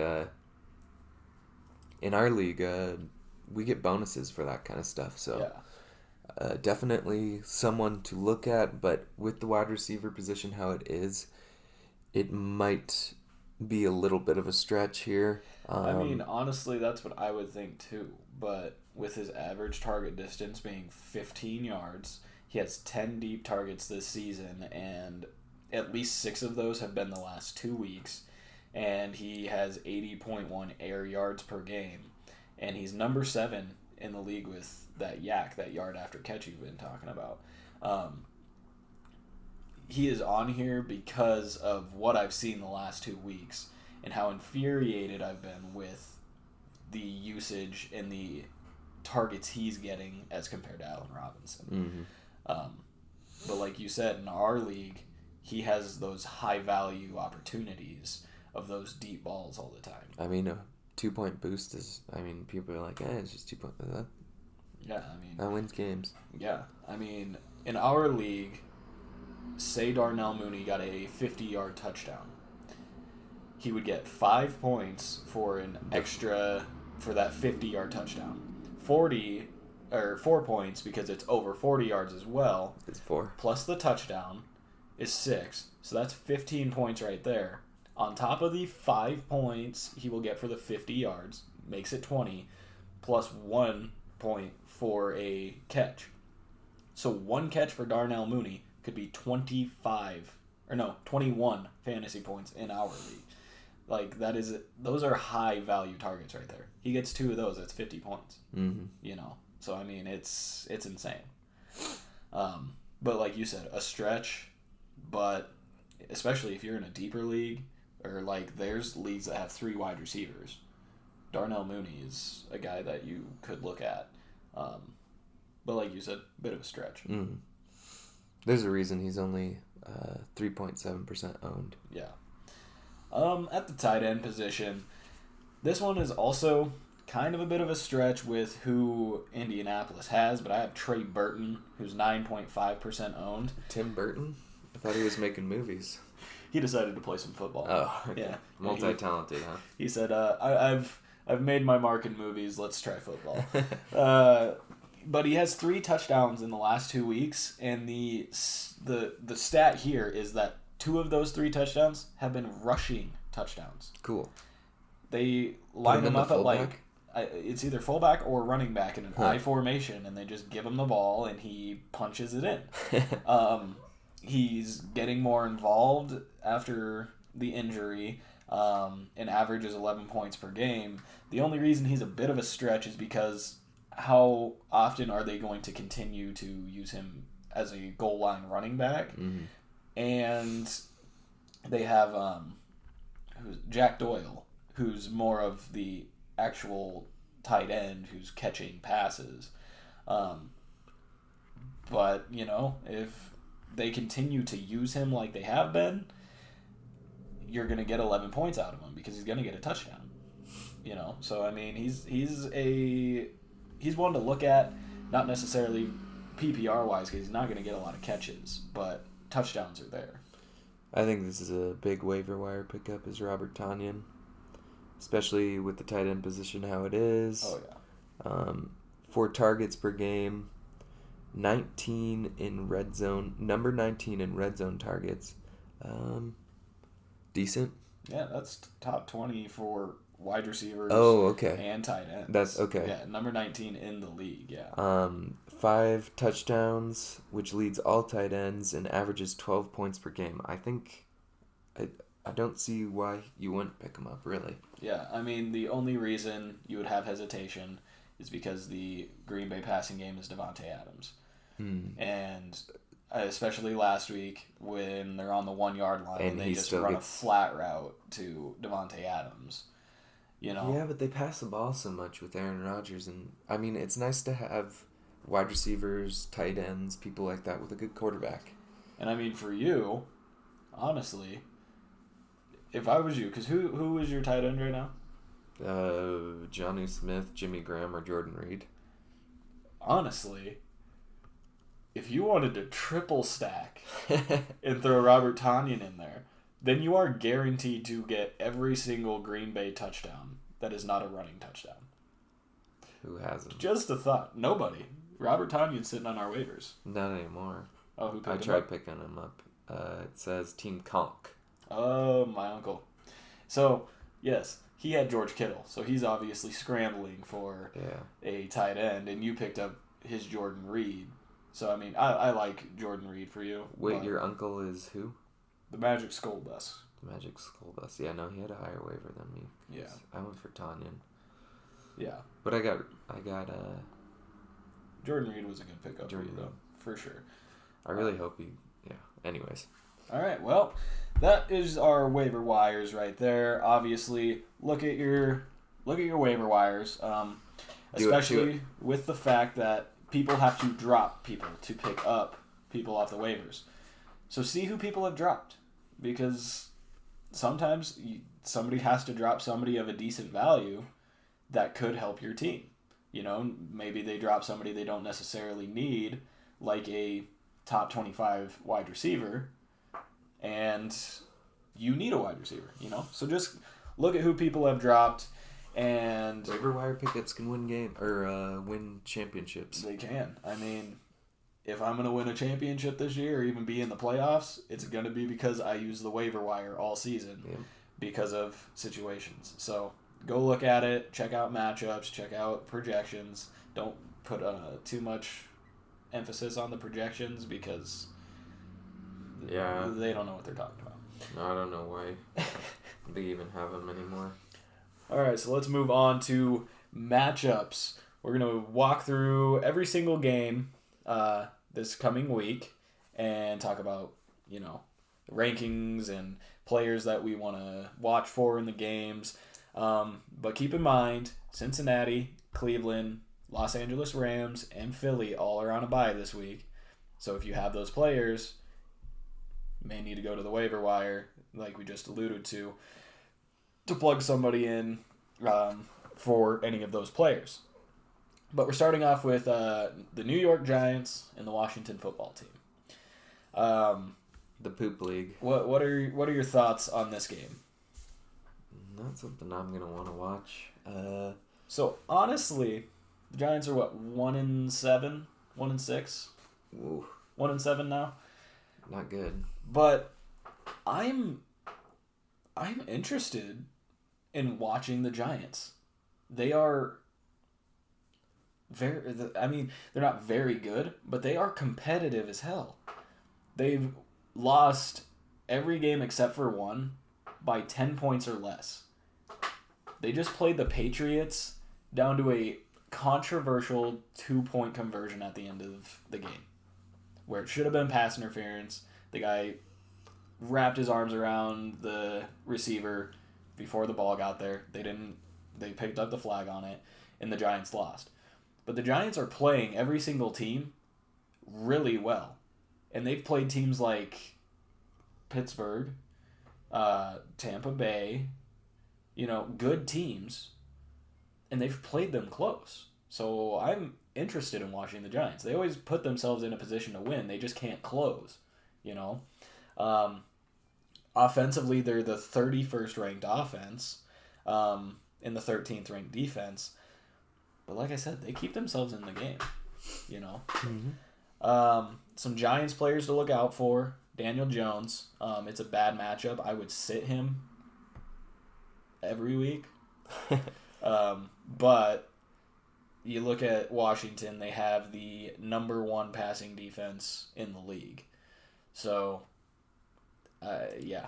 Lots of interceptions returned for touchdowns, right? That's what you're hoping on. Hoping for that in our league. You have Devontae Freeman, Wayne Gallman, and Dion Lewis in the backfield. If you're going to play any of them with Washington's middle-of-the-pack rushing defense, who of those 3 would you put in, and where would you put them in your lineup if you had to play them? Dion Lewis is my favorite out of all of them. Yeah. He's involved in the passing game. He PPR guy. Yep. He's usually used in the goal line. I mean, if Devontae Freeman is healthy, especially, he's the goal line back. He's the goal line back? Yeah. Okay. Well, he's just good to have in the backfield because, you don't have to give him the ball. He can block, or he can go out for a little route and score in the corner of the end zone. Right, which he was that 2-point conversion target, and should have had it. If I'm starting any of them, it's Devontae Freeman because he's their actual running back. He was super good for the Falcons. But if I'm playing him, I'm only flexing him. There's no way I'm putting him in my top 2 running backs. I would rather play a backup DJ Dallas if Chris Carson's out over Devontae Freeman. Yeah. So that's where I'm at with that. The Giants wide receivers, you have Darius Slayton, Sterling Shepard, Golden Tate. Are you looking at playing any of them if you have them on your team? Oh, if I have them on my team, no, definitely not. Yeah, I'm sitting all of them. Yeah. Sterling Shepard to me would be the best option from them, and I would only flex him as well. I don't think anyone's really playing any Giants receivers other than Slayton. Yeah, Slayton is the... I don't even know why he would play him in the first place. Right, I mean, I like I said, I think Sterling Shepard would be the best option out of that because he's the number 2 receiver for them, so Darius Slayton is going to get more of the attention from the defense and could create more for Sterling Shepard, but I wouldn't play him. Yeah, no one's playing him. Yeah. Terry McLaurin is played instead. He's for Washington. Yeah. And then Evan Ingram, it's a bad matchup for him as well. Even with the tight end position how it is this year, I'm not playing Evan Ingram, especially not in this matchup. Did you drop him? Oh yeah, I dropped him. I dropped him in Ingram like a hot potato quite a few weeks ago. And then the Giants defense, I would sit them for sure. Then you look at Washington, they've got Kyle Allen. It's a decent matchup for him. The Giants are the 23rd ranked passing defense. So you could even put that in a good matchup category. They're not great against the pass. If you say you have somebody that you're just streaming in there like a Drew Brees or somebody like that at your quarterback, is Kyle Allen somebody you would think about starting this week against the Giants? No. I don't think so. Not at all? No. I mean, if I had somebody that wasn't necessarily a barn burner quarterback, I would think about Kyle Allen in this matchup against the Giants. I mean, he hasn't scored a whole lot, but... Let's look at the quarterback position here. We got Phillip Rivers. I'd rather play Phillip Rivers, which... Yeah, I would rather play Phillip Rivers as well. I mean, the quarterback positions are stacked. So if say you are starting Nick Foles, because I have somebody in a league starting Nick Foles. He's got a good matchup, right? Would you start Kyle Allen over Nick Foles? No. No? I don't think so. I think it's because Nick Foles is... I mean, I would still play Nick Foles because of the weapons that he has. Mm-hmm. And, I mean, they're just a better team, which makes me almost puke to say that they're a better team than the NFC East, but, I mean, they are. The record shows it. Antonio Gibson and J.D. McKissick. The Giants against the run are 8th, so the Giants are pretty stingy against the run. I, in a secondary league, am playing Antonio Gibson. He's in my running back 2 spot. And I think he's the better option of those 2 running backs. So I would start him. Running back 2 or flex, depending on what your team needs. You know what I mean? And then you got Terry McLaurin. It's an absolutely great matchup for him. He is a smash start this week because of the bad passing defense for the Giants. And being the number 1 guy for them, I can see a top 10 performance coming from him, to be honest. And then you got Logan Thomas. Decent matchup, but I would still start him with the tight end situation going on right now. He's a decent target. And then the Washington defense, start them. Period. That is exactly what I have on here. Start, period. No ifs, ands, or buts. They're going to force a lot of turnovers, I think. I nabbed him. Yeah. But like you said, they didn't play too great against the New York Giants last time. Yeah, but I like the possibility for turnovers with Danny Fumbles and Danny Stumbles. Man, that one was gold. I didn't even plan that. Danny Fumbles and Danny Stumbles. Oh, man. Yeah, you should trademark that. Working some gold over here. I'm going to make a t-shirt. Who do you think takes this game, though? Washington football team. Yeah. I would say Washington as well. I think the Giants will keep it close and lose anywhere from 3 to 5 points. But I think it'll be a close one. But I think Washington takes it as well. Okay.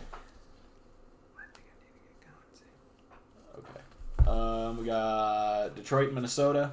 Who do you like in this game? Well, let's see. What do you have here? Detroit and Minnesota, both not very good teams.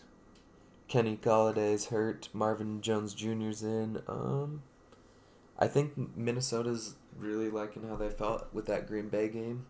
Right. And is going to do the same thing with Dalvin Cook and let him cook. Yeah, I like Minnesota in this matchup more than Detroit, for sure.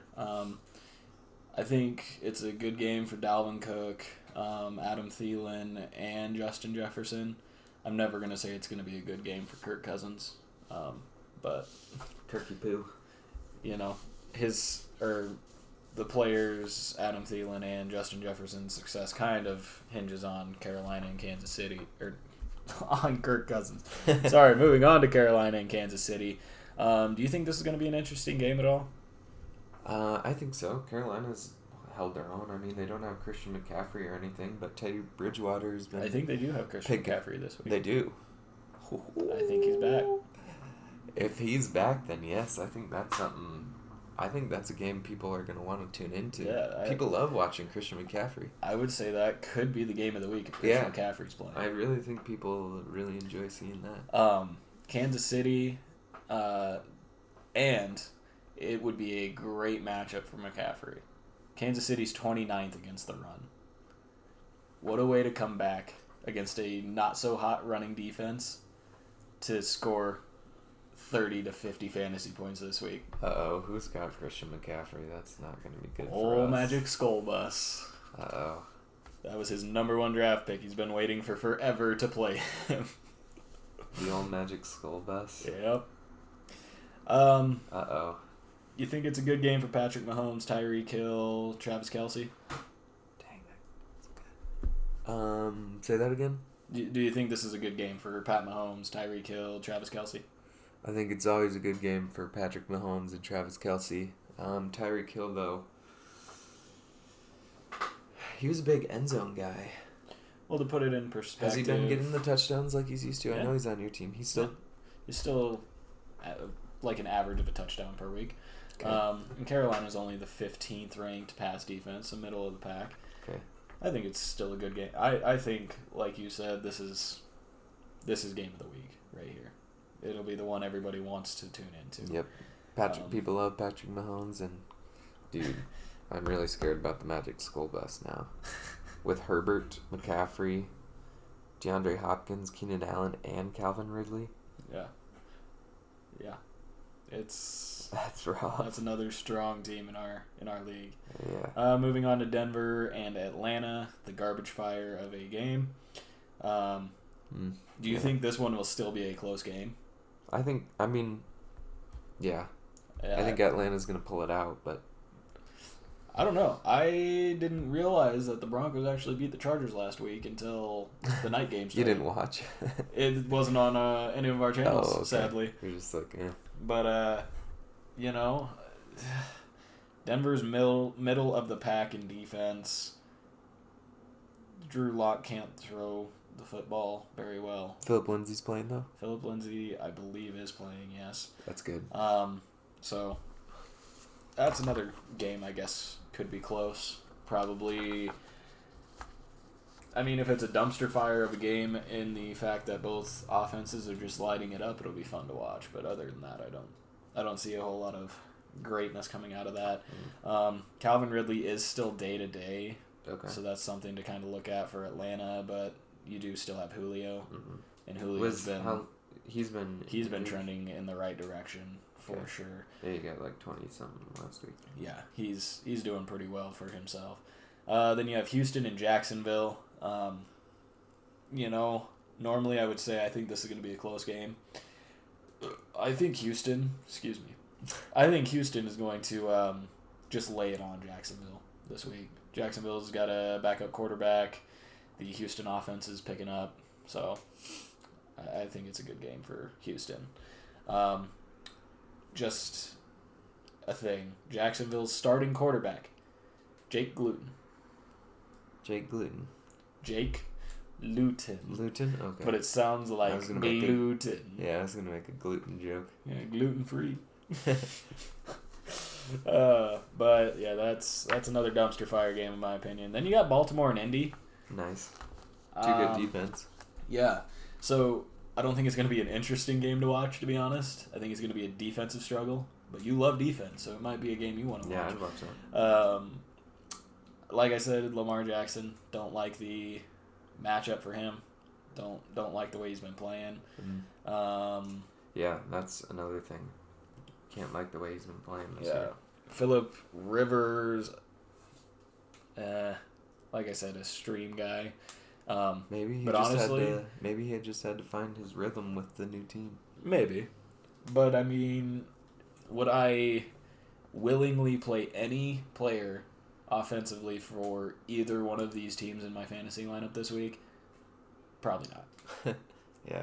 I mean, in the situation I'm in, maybe Wilkins or Hines, but Baltimore's stingy with the run defense, though. Yeah, they're 7th, so I mean, it's a tough matchup. Chicago and Tennessee. Think your old Bears are gonna pull off another one? I really hope so, man. I've watched 2 Bears games now, and both of the times they've lost. Maybe you just shouldn't watch. Yeah. That's my thing. I've watched most of the Broncos games. I've lost most of them. Well, didn't watch the one last week and they won. So okay.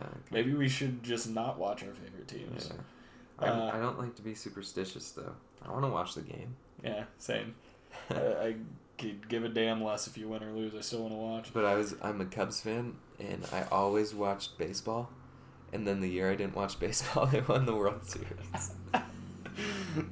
Superstitions, they're real. Yeah, that sucked. So Nick Foles, is Nick Foles a guy you would start this week? Yeah, no, quarterback position's way too deep. That's true. It's a beautiful position. But Allen Robinson, Darnell Mooney, Anthony Miller, all those receivers obviously start Allen Robinson. Darnell Mooney. Would you plug in either one of the other guys in, say, a flex position? No. Probably wouldn't. I mean, Darnell Mooney is a hard one. He's just you would put him in hoping he gets one of those deep balls. Yeah. And that would be all he would get. Yeah. And then Jimmy Graham. Are you starting Jimmy Grandpa this week? No, I'm not starting Jimmy Grandpa. I'm pretty sure he has a bad matchup. Yeah. Well, we know who he's playing, but I think Tennessee has a good tight end wise defense. Are you starting everybody for the Titans offense? Ryan Tannehill, Derrick Henry, A.J. Brown, Corey Davis, Jonnu Smith. If you have any of those guys, are you putting them in, no doubt? Yeah. That's tough for me. We got Derrick Henry. Oh, Ryan Tannehill, maybe not. Well, I mean, it's hard because Chicago's got a good defense. And I put in Jonnu Smith, so. That's a tough one. I would say for sure A.J. Brown, Corey Davis, Derrick Henry. Those are the for sure guys. Rest of it, I don't know. Maybe. Then you got Seattle and Buffalo. Are we going to see a shootout in this game? You said that Buffalo has not been playing well. But the remedy for not playing well on offense is playing the 32nd ranked defense. Mm. And then you have Seattle, who also has the 3rd ranked offense. So they're going to be bleeding points, but they're also going to be shooting points up on the scoreboard. That'll be a fun fantasy game. I think so. Too bad I have no one in it. I've got 2 people in it. Well, 3, if I count my kicker. Nice. Got my kicker for Buffalo. So, I mean, kickers are big, dude. If I was an owner of any of these guys, I would play any of them. I would even play Greg Olsen this week. What I would do is not play DK Metcalf and lose the game. Yeah. Okay. So are you playing against DK Metcalf this week? No, but I did last week. Oh, yeah, you did last week, yeah. And I did not like it. Oh, man. Just take him out, man. You don't need those points. You do need those It's points. a statement. You can be like... Go on DK Metcalf strike for no reason. Yeah, I would start everybody, except for, like, Tyler Kroft, the Buffalo tight end. Mm. I wouldn't play him. Yeah, I don't even know who that is, so... Yeah. He's a no-name. I think he's a rookie, so Loser. gotta cut him some slack. Loser. The L in his name stands for loser. I don't know what the TY or the ER stand for, but the L's for loser. Then we got Vegas and the Chargers. Derek Carr, is he a guy you would start? Yeah, I put him on my... Didn't I? Oh, never mind. Not supposed to talk about that. Oh, yeah. Yes, I would. Yeah, we will get to that, yes. I would start Derek Carr. Yeah. Then you got Josh Jacobs. Okay. He's somebody I think he's a must-start. Running back, too, guy. Every week, I think. It just depends. Really? Ricky? Come on. Don't disagree with me. Look at Josh Jacobs. He hasn't been impressive this year. Like, being completely honest, Josh Jacobs has been not what you drafted him to be. He's ranked number 13. He's been... Yeah. He's been decent. But he's not been the guy you wanted because, I mean, week 1 he had 3 touchdowns and then didn't score a touchdown for like 5 weeks. So, I mean... I think he's still a must-start. He's ranked number 13. That's a good RB2. Yeah. Like top-of-the-line RB2. For sure. Justin Herbert... He didn't go first in the draft. Like, he wasn't like a number 1 pick. Was he? No. Know what I'm talking about? Okay. No. Justin Herbert, obviously you're starting him. Yep. He's moved his way into a every week starter. He's super good. Justin Jackson, Josh Kelly. The fact that both of them are still splitting things. Mm-hmm. Like, there is a possibility I will have to play Justin Jackson this week, and I am not excited about it at all. I played a New England running back, so yeah, don't even talk. Don't even. The fact that you want to come at me about running back situations, sir. Yeah. God. Sucks to suck, man. Keenan Allen and Mike Williams. I think you start both of them. And Hunter Henry. I think you start almost any top receiving option for the Chargers this week. Cool. Miami, Arizona. Do you think Miami's defense is going to repeat what they did last week? They scored somewhere in the neighborhood of 34 fantasy points. Yeah, no, I don't. Especially not against Arizona. Yeah. Arizona's a much better offense than I hope Murray tears them up. I could see that happening for sure. Pittsburgh and Dallas. Oof. We don't even need to talk about that game. Start everybody from Pittsburgh, sit everybody from Dallas, and watch Pittsburgh just murder Dallas. What I do want to ask is, do you think Pittsburgh could go 16-0? No. You don't think so? No, I don't. If they do, though, oh my gosh. I mean, they've been playing very, very well. Not like blow the doors off everybody, but like obviously they're winning games. They're beating tough teams. 16-0 is really tough. Especially if they get to, say, 14-0. They've obviously locked up the number one spot, and they sit their starters the last 2 weeks. Oof, yeah. You know? So 16-0. That's a fantasy nightmare right there. I think it's a possibility. Well, you're not playing after week 15. Okay. So, all right. So those were the matchups. Let's get into It's a Lock. Dun, dun, dun. Brock, I will let you go ahead and start this one. Why do I have this one? I did Derek Carr for It's a Lock on the quarterback. I think he's got a good matchup. I believe in Derek Carr. He, in the past, has been a fantasy machine. This year, we can look at some of the stats. I know he hasn't been great this year. He hasn't been what we're used to seeing. But I think you can be confident with Derek Carr here. Let's see. I don't know where he's ranked yet.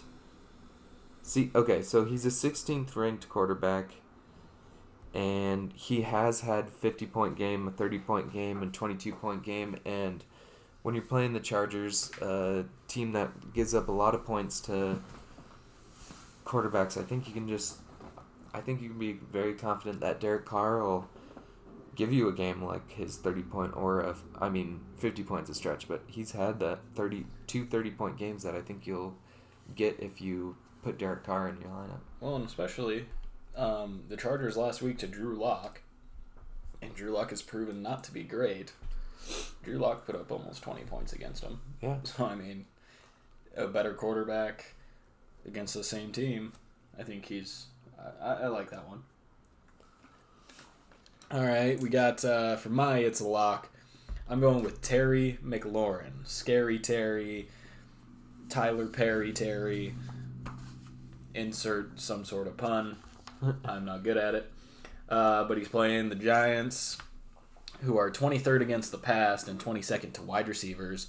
They give up 25.25 fantasy points to wide receivers, and with him pretty much only having to concede targets to Logan Thomas, I like that for him. And I don't know if any other receiver in the league is like this, but Terry McLaurin is involved in 100% of the routes run for the passing game of his team. If there is a passing route, he is in it. So, he is constantly running, and when you're in on all of those, and he has a 99.3 snap share, so he's on the field all but 0.7% of the time, and that 0.7% of the time, they're running the ball. He has 69 targets this season, which is number 5 in the league, and 43 I just picked up on it. I was like, why the snicker? And then he averages 16 points a game. I see maybe a 2-touchdown game from Scary Terry this week. Scary Terry. I like it. Yeah, cool. Heard it, liked it, using it. Said it, won it. Thursday night preview. Let's get into it. We got the Packers 5-2, the 49ers, 4-4. 84% say Green Bay will win. I think that number should be higher. San Francisco backup quarterback. Running back situation is just everywhere, and the Packers are just playing really well. That Vikings game, remember? True enough. I remember. But the Vikings also had all of their starters, like all of their main starters, even though their starting quarterback is Kirk Cousins. But, and this is not just me saying it because you have him, Aaron Rodgers, I think, has a bad matchup against San Francisco. They're the number 4 passing defense, and he's coming off, even though he's coming off of 2 really good weeks of 7 touchdowns, 20-plus points, you can still plug him in, but I would look to sit Aaron Rodgers this game. Like I said, not saying it because you have him, but I don't like the matchup, and San Francisco's defense plays really well against quarterbacks.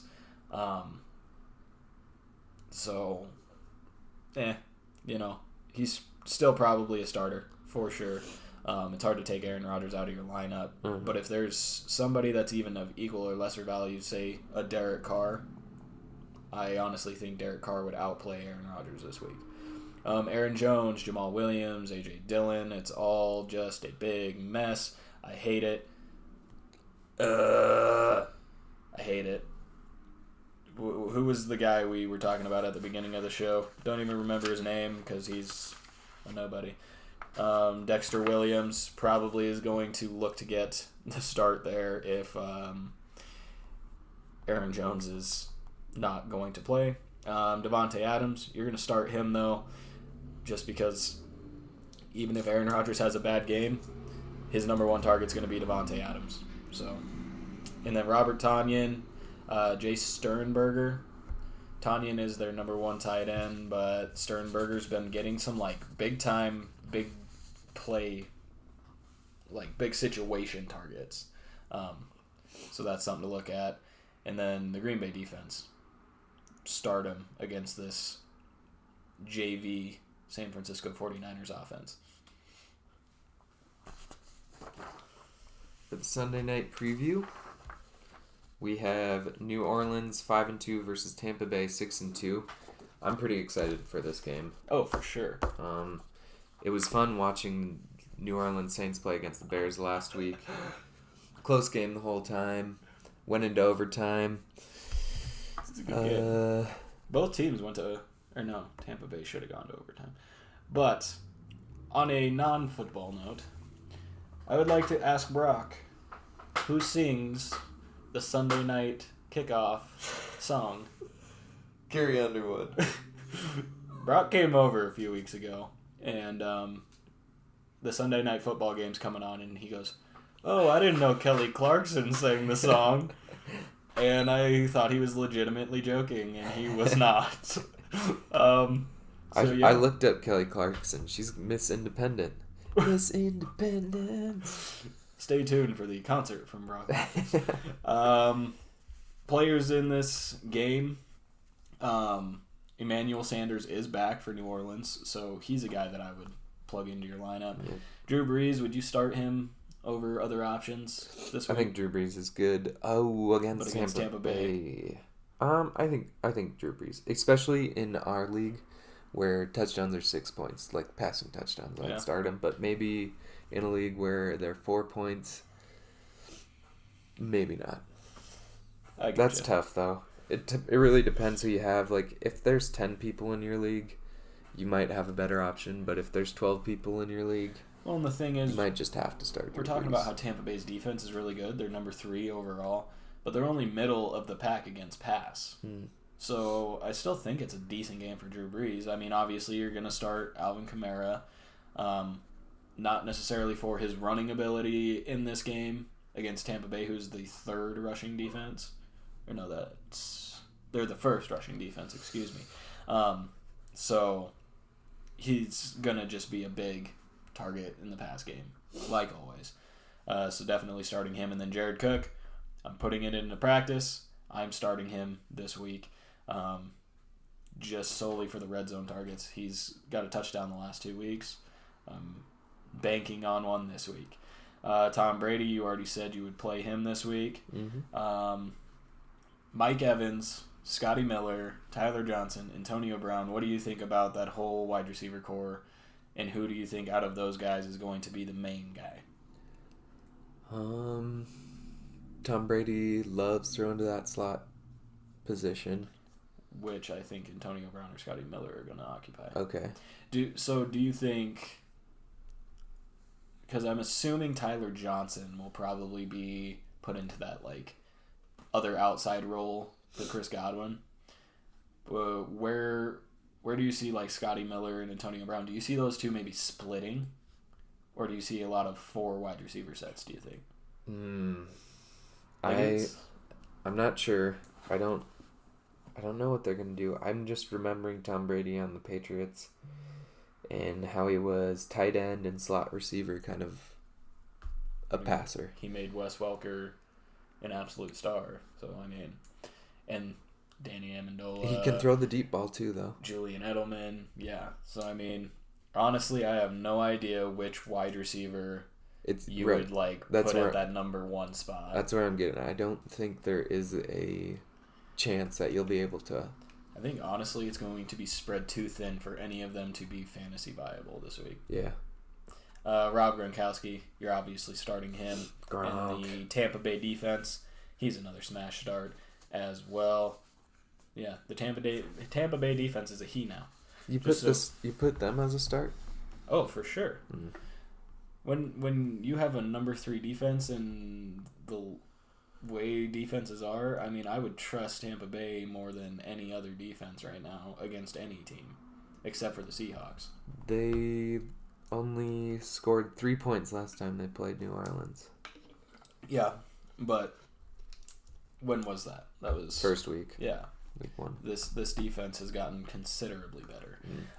We do need to backtrack 2 seconds. You picking San Francisco or Green Bay? Green Bay. Yeah, that's what I'm going with as well. Watch Brock and I jinx all of these and get these wrong, because that's normally what we do. Tampa Bay, New Orleans, who are you picking? Tampa Bay. Yeah. I mean, I would most definitely love to see New Orleans win, but I've got to go with Tampa Bay too. With their defense, I don't think there's any way I can go against them. And moving on to the Monday night preview. What is up with primetime games just being garbage teams? Like, we actually get treated to a decent Thursday night game, a really good Sunday night game, and then you go to Monday night and you have New England, who's 2-5, and those winless Jets that... Oof. Higher probability chance. Pittsburgh going 16-0, or the New York Jets going 0-16? The New York Jets going 0-16. Yes. I think there's almost 100% chance that happens. 92% say New England. It's kind of hard for me. I would start Cam Newton in this game because it's against the Jets. But Cam Newton's been playing like absolute garbage. Yeah. Has he been benched both of the last 2 weeks? I don't know, but I don't know what happened to Cam. I know what happened to Cam. He got his ass kicked in Super Bowl 50 against the Broncos. It hasn't been the same since. 15-1, thought he was Superman, and then Broncos stabbed kryptonite in him, and he's still got some shards left in there, and he's just not Superman anymore. He needs his Louis Lane. He needs to cut that damn hair is what he needs to do. Yes. That is the nastiest set of dreads I've ever seen. Doesn't make any sense. It looks like he just ponytailed some of them up and dreaded them, and that's what you got. He thinks he's hot. Would you play anybody for the Jets? No. The thing is Jamison Crowder. Well, Jamison Crowder and Brashad Perryman, the 2 main guys, are questionable. Yeah. So, I mean, and in that instance, Braxton Berrios, he's been decent, and these other 2 guys have been mainly the focus. If they're out, do you think Braxton Berrios is more of an option? I mean, if you're going to start him, it's going to be just this week against New England, who's not great, and he'd be the number 1 guy. I think he could be a flex option. But that's all I see. That's a stretch, but yeah. Yeah. And then if you look at New England, their receiving core, N'Keal Harry, Jameer Byrd, and Jacoby Myers are their top 3 guys. Who? Yeah. Like, where did these guys come from? What are they doing? Aren't they like all what's the word that I'm looking for? They weren't drafted. They were undrafted. That's a good question. I'm pretty sure they're all undrafted. I mean, agents. Every one of them. Knowing the Patriots, that's what they do. They either draft good players in the 6th or 7th round and then just grab people from free agency that are nobodies and make them stars. But Cam Newton, honestly, I think that could be where his season's going bad, is who the hell do you throw the ball to? Yeah. And their tight end is Ryan Izzo. What?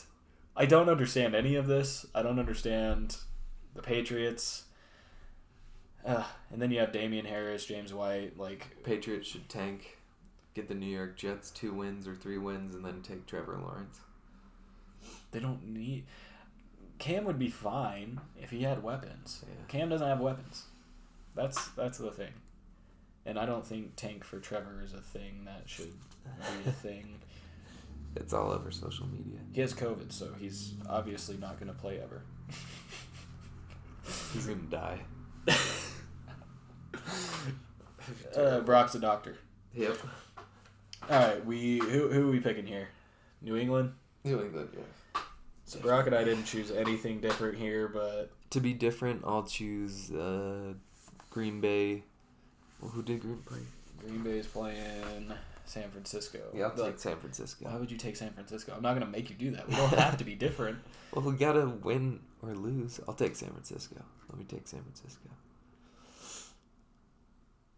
Brock, I'm not going to give you that. You already said Green Bay. You can't go back on it. All right. Well, folks, that is it for this week of the show. Any closing remarks from you, Brock? Get out there, get on the waiver wires, watch some football, drink some beer, get loud, and be healthy. And if you're by yourself watching the games like I am most of the time, you can Love do all yourself. of the same things. Don't feel bad about it. It's Sundays. Sundays are your football days, regardless of if you're with friends or by yourself.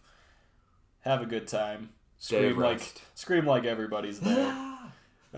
Be your own fan base. All right, guys. Well, good luck this week, and make sure you just pay attention to news. Again, with that Thursday night matchup, may not be a thing. The the San Francisco 49ers had to close down their facilities yesterday due to COVID, so that game could be pushed back. So pay attention to that. Pay attention to your players who may be questionable. Yada, yada, yada. See you guys next week. Thanks for listening. Thanks for listening to Lucky Shots Podcast. Dun dun. Oh, that should be the intro.